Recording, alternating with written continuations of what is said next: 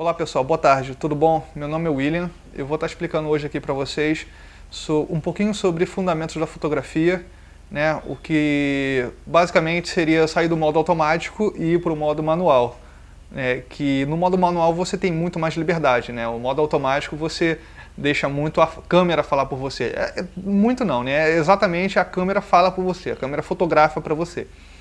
Você só aperta o botão no modo automático. No manual, não.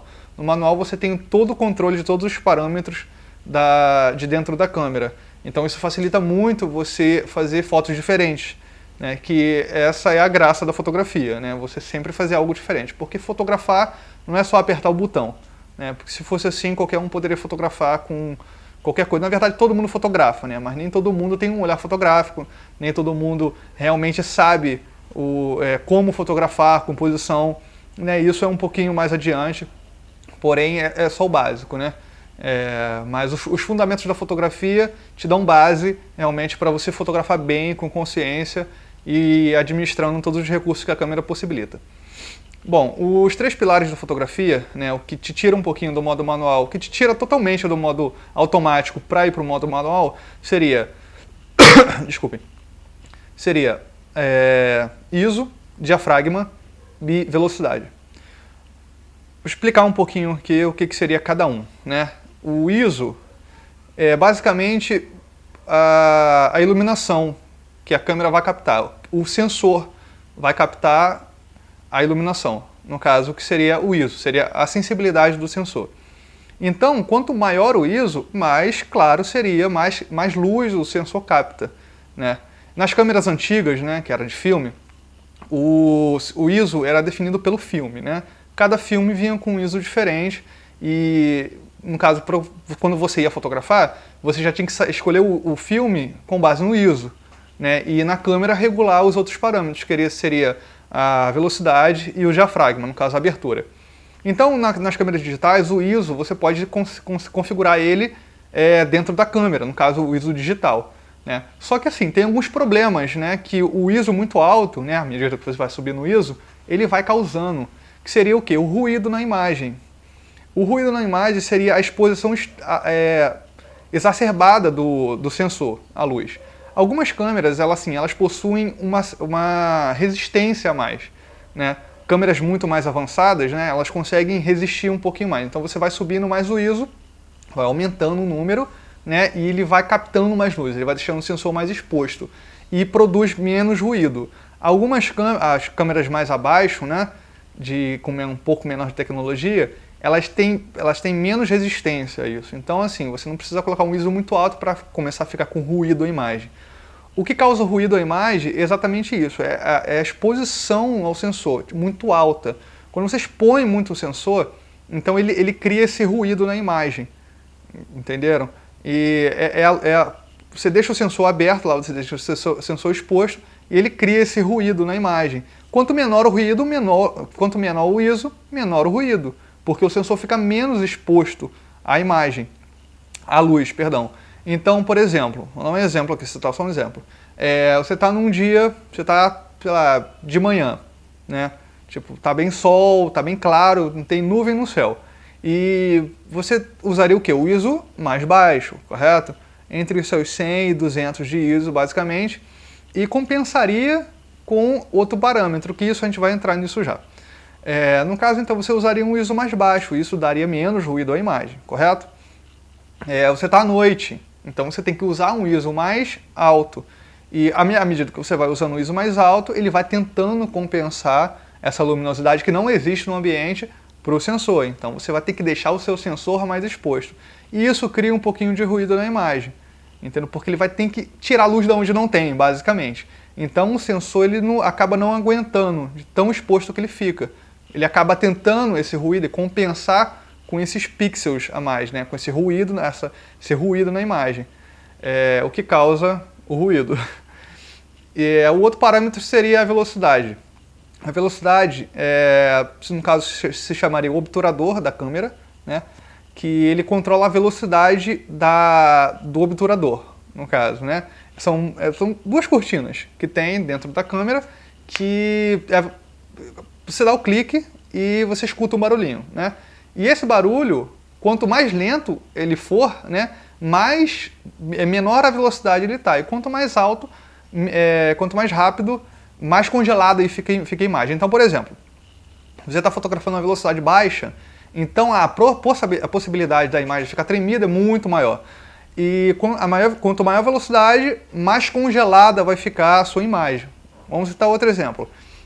Você está fotografando num dia de sol também, normal, na rua. E você quer fotografar um carro em movimento, ele está passando na pista. Então o que você vai querer usar, né, como um parâmetro? A velocidade. A velocidade ela vai congelar o carro. Né? Então se você usar uma velocidade muito baixa, o carro vai ficar borrado. Então você tem que usar uma velocidade bem mais alta. Questão de número, a gente vai ver um pouquinho mais à frente. Mas é esse o conceito basicamente. E outra coisa, de acordo com a velocidade também, o seu ambiente ele fica mais claro ou mais escuro. Né? A lógica é, quanto menor tempo o sensor fica exposto por causa do obturador, você clica, ele abre uma cortina e fecha a cortina. Né? Isso é dentro do mecanismo dentro da câmera, é o mecanismo da câmera. Então, a imagem vai ter que chegar no sensor. Essa cortina, quando você aperta o botão, essa cortina sobe uma cortina e depois sobe outra logo atrás. Então, o sensor fica exposto nesse meio tempo. Né? São frações de segundos. E então, o sensor fica exposto lá, essa fração de tempo, ele captura a imagem. Então, quanto menor tempo, então mais tempo vai entrar luz. Então, o sensor vai deixar entrar mais luz. Perdão, a cortina, nesse intervalo de tempo, vai deixar entrar mais luz no sensor. Então, possibilitando uma imagem mais clara. E quanto maior tempo, né, quanto maior a velocidade, menor é a exposição do sensor. Né? Menos luz entra, né? Menos luz não. Mais rápido você fotografa, então, por consequência, menos luz entra. Então, o seu ambiente vai ficando cada vez mais escuro à medida que você vai elevando a velocidade. Né? Um outro parâmetro aí que seria o diafragma, ou a abertura, né? Que é a abertura da câmera. Isso aí é na lente agora. A gente vai passar agora para o parâmetro da lente. Né? O parâmetro de abertura é dentro da lente. Então, cada lente tem um diafragma. Pode ser um diafragma maior, pode ser um diafragma menor. Isso você regula na câmera, correto? E quanto menor o valor do diafragma, né, que tem lá o F, é o F da câmera, né, da lente. Então, quanto menor esse valor, mais luz entra. Então, ela abre, a lente fica mais aberta. Então, mais luz vai entrar. E quanto maior o valor do diafragma, do F, menos luz vai entrar, porque ele vai ficando fechado, bem fechadinho. Então, tem câmeras com valores... tem lentes com valores diferentes. E isso pode gerar um pouquinho de custo.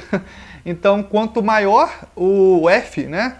Quanto menor o F, mais caro vai ser a lente. Isso é uma coisa que os fotógrafos enfrentam, que é um problema, né? Que todo mundo quer uma lente muito clara para captar mais luz. E às vezes até fazer fotos melhores. Mas isso é uma outra coisa, né, que varia de fotógrafo para fotógrafo e de ocasião para ocasião também. Mas esse é o parâmetro básico da abertura, que é quanto menor o F, né, quanto menor o valor do F, mais luz entra. E quanto maior o valor, menos luz entra. Isso implica na profundidade de campo, que seria o fundo desfocado, basicamente. Né? Não fundo embaçado, sim desfocado. Então, à medida que você abre a lente, menor a profundidade de campo que você tem. Ou seja, mais desfocado fica, né? A partir do seu assunto, que seria, por exemplo, você está num local aberto e você está focando uma pessoa. Tudo atrás dela vai ficar desfocado e tudo à frente dela vai ficar desfocado. Né? E ela vai ficar focada. Então, por exemplo, se você abrir muito, vamos colocar um exemplo aí de valor, né? F3.5. Tudo atrás dela vai ficar desfocado e tudo na frente também vai ficar desfocado. Porém, a pessoa vai ficar focada. Mas, de repente, nem toda a pessoa, né? Por exemplo, você focou no olho da pessoa. De repente, a orelha dela, né, dependendo do valor, já fica desfocada. Então, você focou no olho. Então, um pouquinho à frente, um pouquinho atrás, já fica desfocado. Entenderam? Então, assim, por exemplo... desculpa, então, minha câmera parou de gravar. Continuando, de acordo com o F, por exemplo, se você baixar um pouquinho mais o F, você vai ter a profundidade de campo mais reduzida ainda. Vamos supor que eu desça para f2.8. Então, se eu focar no meu olho, um pouquinho mais à frente da minha orelha vai ficar desfocado e um pouquinho mais atrás da minha orelha vai ficar desfocado e um pouquinho mais à frente também vai ficar desfocado. Então, isso vai reduzindo, né? A profundidade de campo ela vai reduzindo. Por exemplo, se o assunto está aqui, aí vai ficando mais restrito a cada vez que você vai baixando o F. E se você aumentar o F, sai o papel de parede, volta. E quanto maior o F for, maior a profundidade de campo. Ou seja, o teu fundo vai ficando cada vez menos desfocado. Isso pode ajudar quanto pode facilitar. Perdão, isso pode tanto ajudar quanto dificultar, dependendo da foto que você for fazer. Entende? Então isso acaba entrando como uma linguagem fotográfica.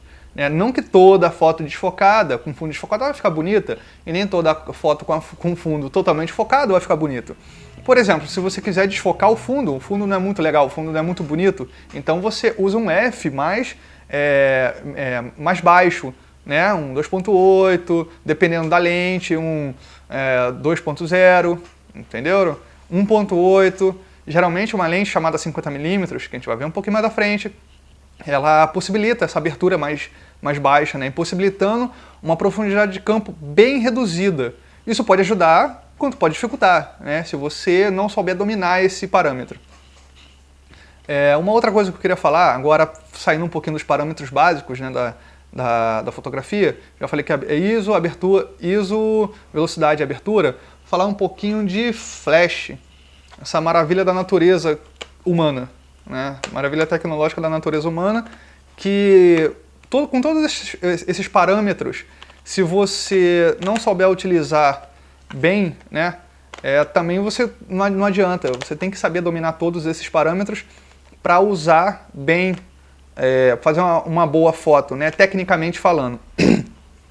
E aliado a tudo isso, você tem o flash ainda. O flash facilita bastante na hora de você fotografar com pouca luz ou de repente até com muita luz, mas se você quiser fazer umas fotos diferentes. E ele tem alguns parâmetros também interessantes, que seria, basicamente, esse daqui é um flash TTL, não sei se vocês já ouviram falar, só que ele, no caso seria um modo automático, ele tem alguns modos também. Assim como a câmera tem alguns modos, o flash também tem alguns modos. E tem uns bem interessantes também, que seria, ele também tem o modo manual, né, que você controla toda a iluminação, né, que vai sair dele, a quantidade de luz, a potência, no caso, né. Ele tem um modo chamado...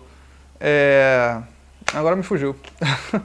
o modo chamado multi, que você dispara vários flashes, né, e cria alguns efeitos bem legais. Né. Tem o modo high speed, que seria em alta velocidade. Isso depende também da tua câmera, né.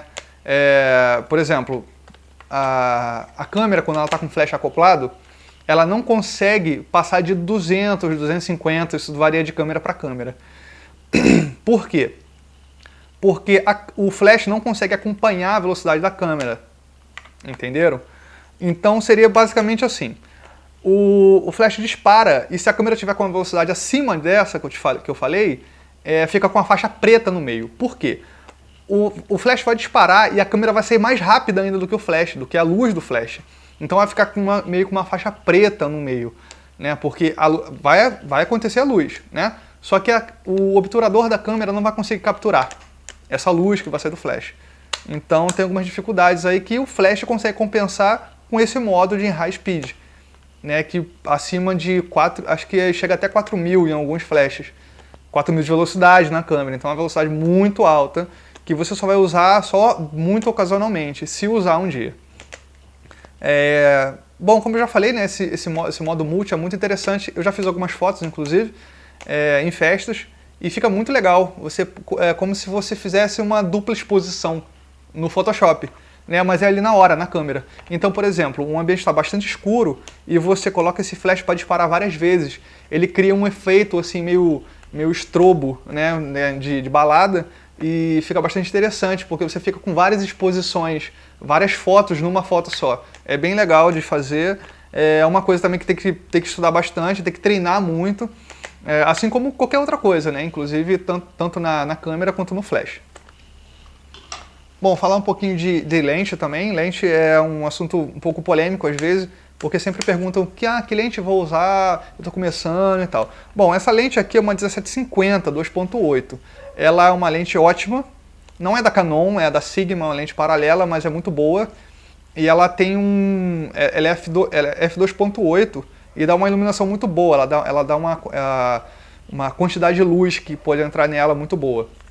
Então eu escolhi essa lente aqui porque eu fotografo balada, fotografo festa e o ambiente de festa é bastante escuro, então eu preciso de toda a luz possível dentro do meu sensor. Então ela possibilita essa entrada de luz a mais, né? Essa compensação de luz a mais que eu tenho, para não sobrecarregar o ISO. Ah, outra coisa, detalhe, a gente falou de compensação, né? Eu falei de compensação no início e é exatamente isso, né?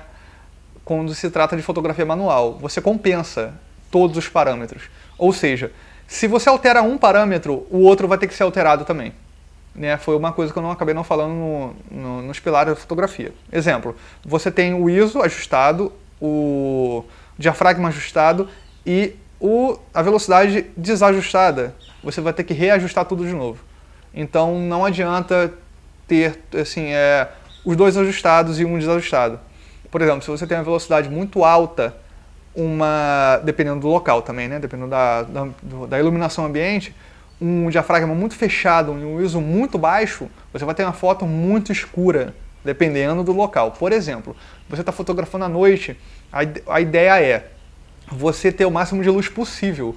Ou seja, você não pode trabalhar com ISO muito baixo, você tem que trabalhar com ISO mediano, dependendo da câmera, você vai ter que trabalhar com uma abertura maior, a maior que você puder, e você vai ter que trabalhar com velocidade não muito alta, mas também não muito baixa. Por que velocidade não muito baixa? Porque à noite você precisa de muita iluminação. E se você trabalhar com velocidade muito baixa, você pode borrar a imagem com muita facilidade. Entenderam? Então você tem que trabalhar com a velocidade mediana. Ou seja, para não borrar, mas também para não ficar muito escuro. E você vai ter que compensar isso com diafragma e com ISO. E com o nosso amigo flash. Correto? Bom, pessoal, então isso aqui é um pouco do universo da fotografia, um pouquinho de flash, um pouquinho de parâmetro os 3 pilares da fotografia e um pouquinho de lente. Espero que vocês tenham gostado e até mais.